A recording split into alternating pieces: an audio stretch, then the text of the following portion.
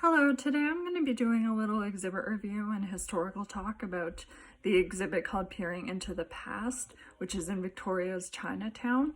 I've had a look at it a couple times over the last few months because it's right in the middle of Victoria, so it's very easy to pass by and it's very accessible. So all those things make it a great thing and great for Victoria's cultural landscape and things like that. So I'm just going to tell you a bit of history and then talk about my perception.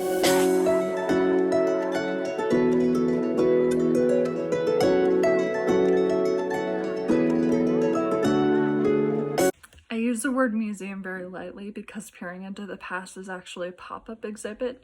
It's on display from July 2020 to March 2022.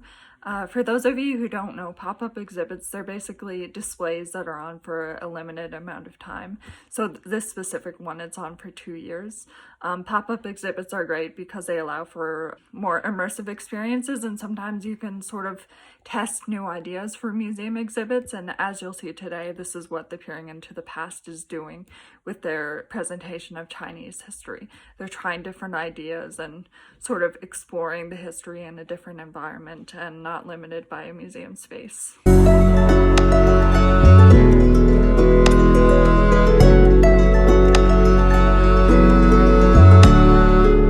The Chinatown in Victoria is actually the oldest Chinatown in Canada. To give a little history, it was built by Chinese immigrants who came to Canada, specifically BC, in search of gold. So Victoria is very representative of the gold rush. Another thing I find really interesting about Victoria's Chinatown is that it's filled with ghost stories. I kind of like to think of Chinatown as like kind of a liminal space between the past and the present. The pop-up exhibit Peering into the Past is actually very well situated in Fantan Alley. Fantan Alley in its history has been a place filled with shops, restaurants, things like that. I think at one point it had an opium den. So it's kind of been like a cultural hub, but really a lot of Chinese immigrants came to Fantan Alley, and it was named after the game Fantan, which was a gambling game. So after hard work in the gold rush and things like that, people would go back to this place and it became known as Fantan Alley.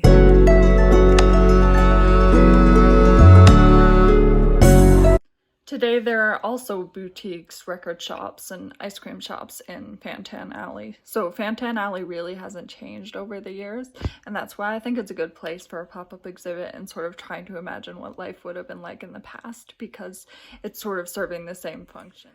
So to get to the main interior of Fantan Alley and the exhibit, there's actually an alley on either side. These alleys are really interesting too because there are stories that you can sometimes feel a ghost grabbing you as you enter either side.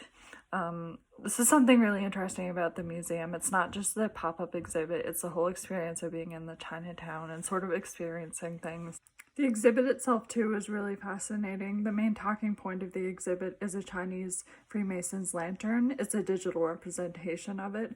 So there's actually a digital display right in the middle of this very old Fantan Alley, which is really interesting. The actual lantern is on display in the Chinese Freemasons headquarters in Victoria, so not too far, but it's just really interesting to see that.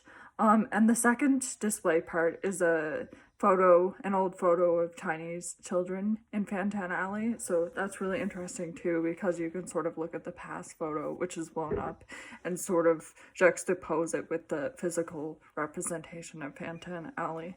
That kind of stuff really fascinates me too. The main point of this little video is to say that although this Chinese history is not displayed in a physical museum, it's actually really interesting to see this history explored and sort of digital ideas being presented in this pop-up exhibit. Like I said, you can use a pop-up exhibit to explore ideas you never thought about before, to do display techniques that might not have been done before. So all of this stuff is really interesting.